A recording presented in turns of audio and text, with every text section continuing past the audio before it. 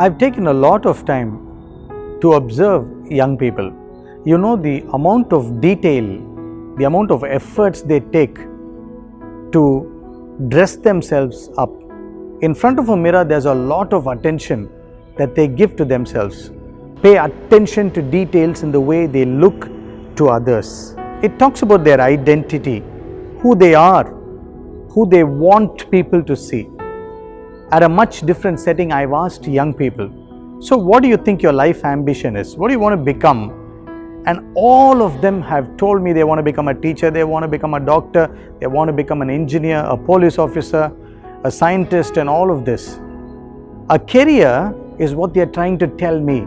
A career is what you're paid for. A purpose is what you're made for. Let me tell that again. A career is what you're paid for. A purpose is what you're made for. In Luke 20, a bunch of people come around Jesus and ask this question: who must we pay taxes to? Caesar. And Jesus' answer is beautiful. Give me a coin. And rightfully so, the guys who asked question now are asked the question and they are put to task. They get a coin to Jesus. Jesus asks them, whose image is on this coin? They say Caesar's. And Jesus' response is beautiful, has a lot of wisdom. And he responded this way: so go ahead and pay what belongs to Caesar. And that is the end of the answer. The question that was asked was about taxes. He answered it. But Jesus didn't stop there. He goes another step extra. He says, give what belongs to Caesar, and with what belongs to God. Well, this is what Luke 20:20 reads. The guys who listened to him were marveled at the response. They couldn't say anything back. They zipped their mouths and they left.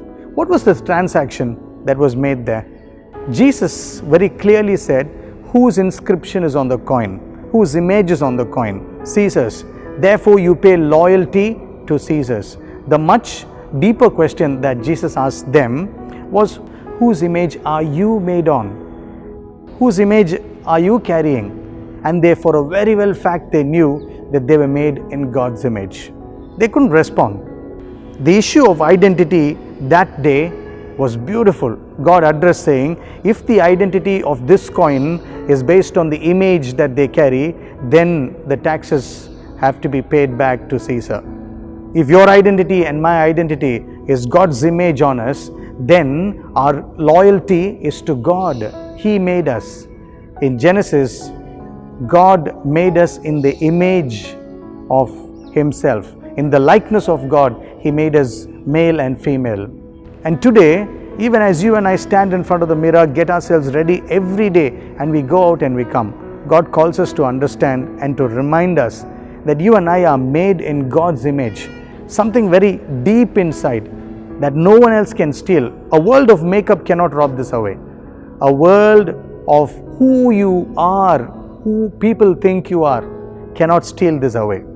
Settle your identity in Jesus. Come back to Him. John 10:10 says He's come to give life and life in abundance. Today, whose image is on you?